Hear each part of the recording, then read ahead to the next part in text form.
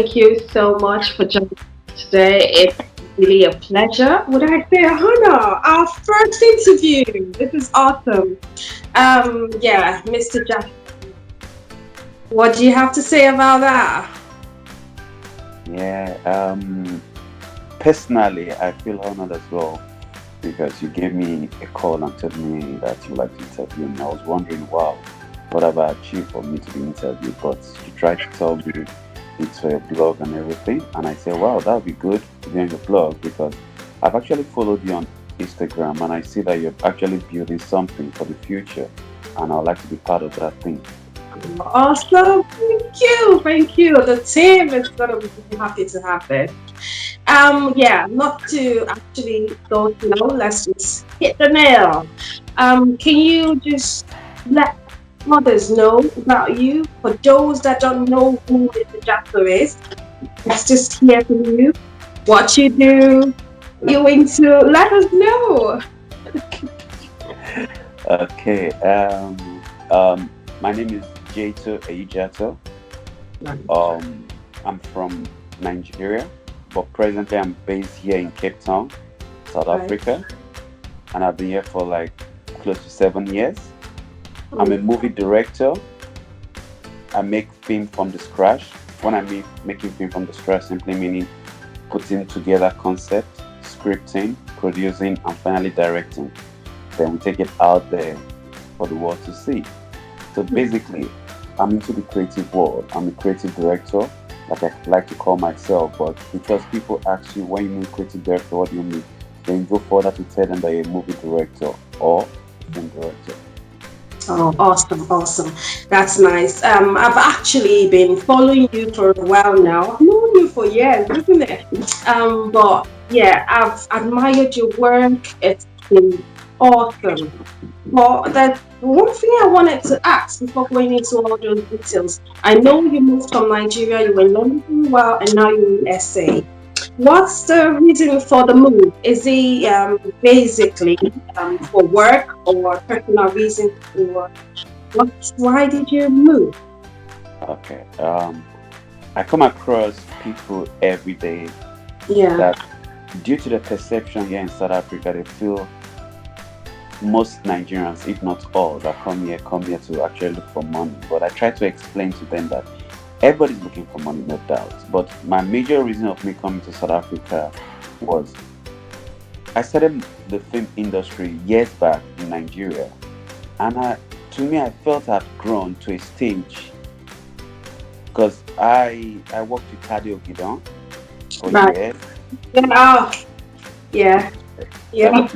I worked with Tade Ogidon for years. Then from there, I set up my own studio, and I did a TV series called Eve with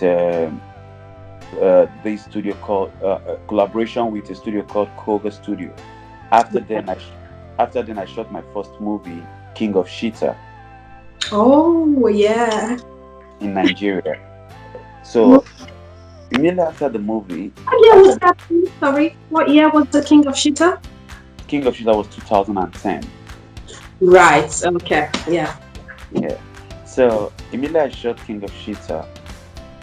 When I saw the end products, I knew definitely that okay, this is just my starting point. But for me to get it better, I got to move forward. So I did a little bit of research, and I felt okay.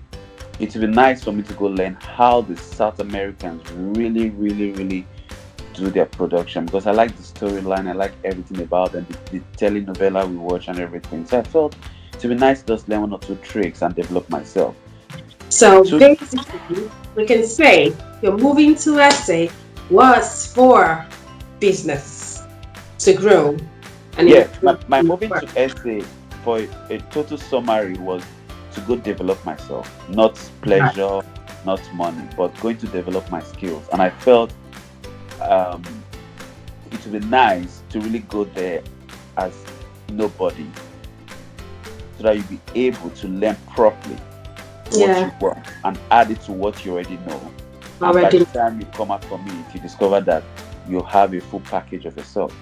Obviously, yeah, getting everything in because we all know change is constantly. The more you move, you go to places, you learn new things, you develop yourself, which is awesome. And that brings me to it. The situation right now with the pandemic. How is it over there? Yesterday was the Freedom Day. I saw you rocking, actually. On well, you actually did good as a DJ. To be frank, is that from somewhere? Because it was awesome having you with the old school jazz. I said, that's really good. How is the pandemic over there? How is it controlled? What's going on? Is it another? I heard about the 21-day stay-home lockdown that's going on. It's everywhere anyway. I'm home as well. Yeah. How was it? How have you been coping? Yeah, by the time the government realized that it was really a pandemic, what they did was they didn't have to do the shutdown. Initially, before the shutdown, they wanted people companies to tell their staff to work from home, which they started, but that didn't work. So after they went on straight 21 days lockdown. So the 21 days lockdown was coming to an end, and they extended it with 2 weeks. So as I talk to you right now, there is something called level 4 according to them. We never knew there was a level. Right. Level Okay. yeah, level 4 simply means um, very key people in the industry, any industry, will be allowed to go to work. Yeah. So more like 1/3 of any company will be allowed because they don't want social gathering. But for the lockdown itself, the government have really done very, very well. I think I would give it to them based on the fact that they had to bring in some specialists from Cuba that is assisting right now. So Okay. they are doing door-to-door tests, and they have a very nice hospitals and hotels that they decided to turn into a quarantine home for Oh, those that are positive, and everything is okay. But we just lack two things during this whole lockdown, which is liquor yes. and cigarettes. So for those that smoke and Oh, those that wow, drink, do you? it's not a good news. Oh, goodness. But well, you can still do that within the comfort of your home, the back of the house, or wherever. But well, cut You it can, down. Cut it but you down. can't buy. You can't buy. Oh, well, yeah. Stock up. Oh, you are not one of those who did the stock up thing before it all went down. Hmm? Yeah, no. Most of us, when they say stock up, you buy to a limit because you think, okay, how many do I how much or how many can you really stock? So we did for 3 weeks, but now we're talking of going 5 weeks, 6 weeks, and upwards. So Yes, goodness. there's a limit to everything, but it's okay. We're cool. We're trying to adjust to the new lifestyle. All right. I'm sure this has had an effect, well, on everyone anyway, especially as you are a director, you produce movies right now with the lockdown, it's limits everything. You probably had a project you were supposed to go out and pursue, but right now you're home. How has it been with you? Just you now. That's interesting because I do have a project. Oh, okay. I do have a project. We've already started with the pre-production. 2 weeks before the lockdown, when we realized that there was going to be a lockdown, hopefully, then. So what we did was, okay, I gave most people, the main crew, the head of department, the script, and we decided to do what they call visual meeting, which we do like twice a week. So during that period, we deal with everything that has to be dealt with, those that are both here locally and those at the other side of where we're going to shoot. So it has been okay for us because we've taken this time to really digest and break down the script. Because usually when you have a script and you want to shoot, due to time, you don't really have much time to get And prepared. again, get things in. Yeah, So that's true. True. this has So, given us enough time to get prepared for it. So hopefully we are about 75% prepared for the project. Once the lockdown comes to an end, then we up the 25%. all right. So, would you say right now that the lockdown has been maybe productive? Give you the time to step back, have a rethink, rearrange, and do something useful? Oh, awesome. Good to know. Yeah. Also, would actually like to know something about you because You've tasted the different world of entertainment. You've been in London, you're from Nigeria, you've been in London, you've been in SA. What would you say the industry is like? Comparing what you're seeing and facing right now in SA and Nigeria. Is the government in Nigeria supporting the entertainment industry in Nigeria compared to where you are now? Compare, let's see. Which is better for you, really? Yeah, for me, I like the fact that I've actually started from Nigeria. It's a plus for me staying in South Africa right now because in South Africa, it's far much easier because the government is supporting them. Awesome.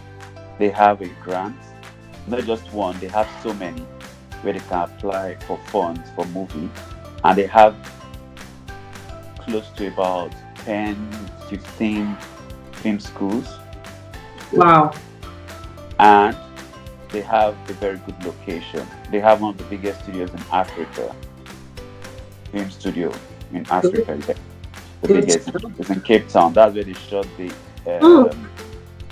shot. Let me think of the movie Safe House, where Denzel was. They shot it in Cape Town. Yeah.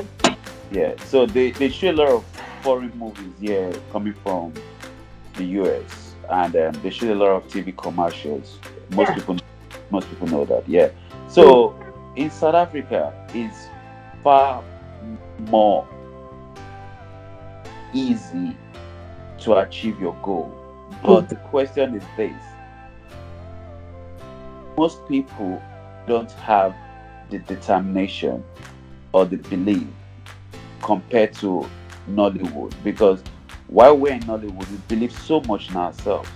Oh, Africans believe so much in themselves, really. Well, Nigerians believe so much in themselves. So be frank. But I sat down one day. I was thinking, where does he get his motivation from?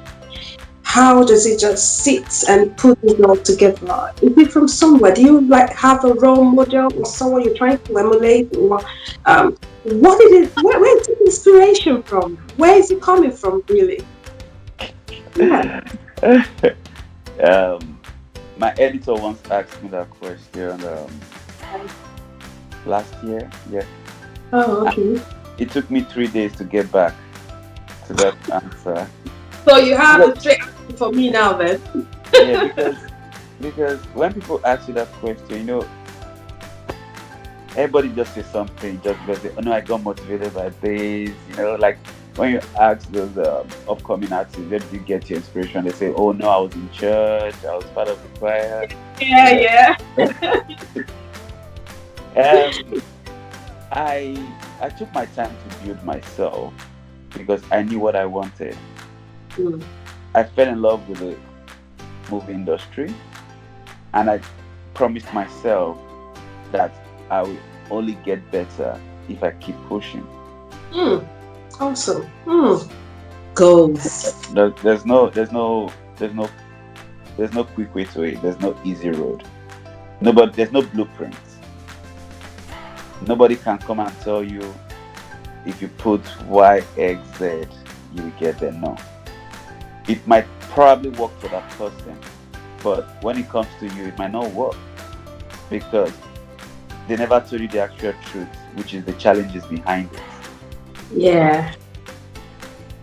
The challenges may either encourage or disappoint you. So it depends on who you are, what you want, and where you want to be.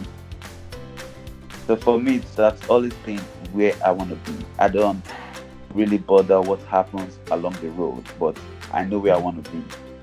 So that alone gives me energy. But if you ask who motivates me, okay, who is my role model, I might tell you who my role model is and you'll be shocked. My role model is not in my industry at all. Right. Okay. Can we actually know who that is, please? Yeah, my role model is not in my industry. He's not a film director. He's not a producer. He's not an actor. Even the Tado Gidons are not actually my role model. He's just a father to me. He's someone that gave me an opportunity, and I'm happy I didn't disappoint him. Oh, But good. when you talk of your role model, my role model is my Atafo. Mike Atafel. My Atafo. My Atafo. Oh, my. All right. Hmm. Right. You're extraordinary. You're extraordinary. Seriously. Hey. All Yeah. right. Yeah, Good. my Atafo is my role model because I've known him for over 30 years. Right. I've known him from secondary school days to university, even when he was in London, when I was in BAT, came back to Nigeria, joined Guinness, and went to the fashion world. We're family friends. I grew up in the house of the Atafos. Mm. So when he said he wanted to go to the fashion world, I was one of those few people that felt, what's wrong with this dude? You're earning big salary somewhere, and the next thing you're telling us you want to become a tailor. Mm. And that was 10 years ago. So if you look at his journey from 10 years ago to date, It's very, yeah. so Yeah. it's one thing I still hold very strong, and I feel he believed in his dream. He worked hard, and he's still working hard. And it's not just that. There's something called innovation, whereby you try to So, innovate, you try to yeah. upgrade Mm. and become a better version of yourself. So for me, that is what I do. There's no other way. There's no blueprint, like I said earlier, to anything. You just have to make yourself better. You have to keep learning, Learn. push yourself, Yeah. and don't ever let the money be the first in your mind. Because if you allow money to be the first in your mind when it comes to the creative world, you will get disappointed and you might get discouraged. Hmm. Your fans should be hearing this now because this is a point for them. Those that admire your work and wanting to be like you, this is actually a good point for them right now. To be frank. Yeah, great job, great work.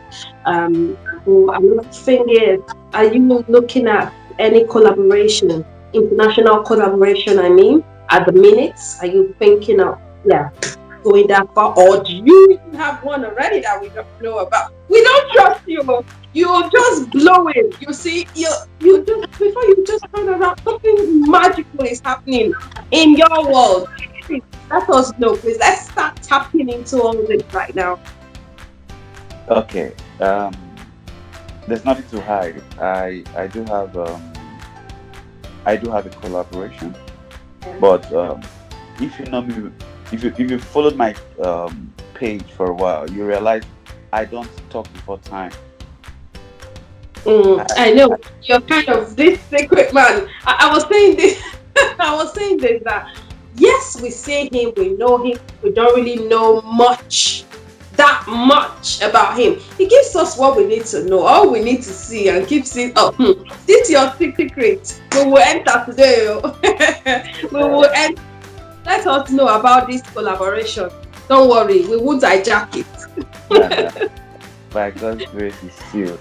You see, when I look at those guys that have like a business contract or something that they sign and they do it on like social media and everything, fine, congrats guys. But for me, everything outside my job is personal to me. I just keep it to myself, and I try not to get too excited, to be honest with you. I every day I just want to talk to my God and talk to myself and remain whoever I have been to date. I Yeah. like my I like my projects to speak for me. That is always my school of thought. You know, that's my motto where I tell people, let your work speak for you, because the great people of today, we never knew them till their job spoke for them. Actually, yeah, majority. But for me, I have not like I have collaboration coming. I already have one, but like I said, we're going to the battlefield. Yeah, that's true because I haven't actually noticed you. We see the industry today, and all the giveaways and charities every artist is into. When are you going to start your own charity now? Because I don't really understand it. Everybody is videoing, covering all their charity giveaways, supports, and everything. I'm like, okay. I have actually had this conversation with friends, like, why are they all doing this, telling the world every day? One thing. Is there a reason behind it? Mr. Jato, where your giveaway? Oh? So, Okay. So what is going on? no, for them doing charity, it's something I do support and I respect them and Yeah, appreciate them. I really follow them and I'm happy that they could put a smile on someone's face. papers. It's good. Yeah. Yeah. But few people like us, we don't have much to give. But the little we do have, we give to the people around us. First, my staffs are my immediate problem. I have to make sure my staffs, people that I work with, actors, crew members, and those that don't really work with me directly, but they've been there through my journey, are the people I attend to first. Then, Right. secondly, Pulling people with you along as you're going gradually to spread it. Okay. Mm-hmm. It's then, sec- understandable. Yeah. then secondly, where I stay, people that are homeless, hungry, I see this. I come in contact with these people every day of my life before the lockdown. So when the lockdown started, they were my first point of contact. Yeah, I actually saw that in your video about let's not forget the people on the streets. Let's keep them alive, support them and all that. I saw that, but you're not doing videos of your giveaways. Why I'm asking? Because No, this because I don't want people to rate. I don't want as people. the order of the day on social media, I believe if you're helping someone, you don't need to publicize.